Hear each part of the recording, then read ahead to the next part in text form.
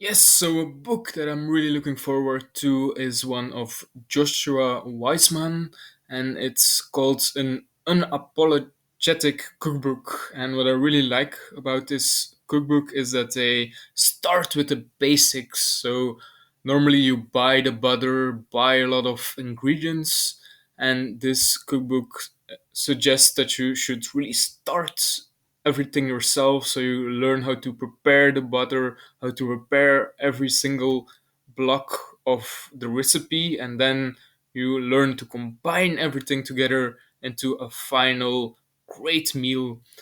So it's obvious that this takes more time than another approach where you buy already pre-made butter and so on. But I think if you really enjoy cooking, creating all these small ingredients that are needed to get started is just part of the process, and it will be well worth it because the flavor will be improved a lot. So I'm really looking forward to this book, and you can already pre-order it with the link in the description.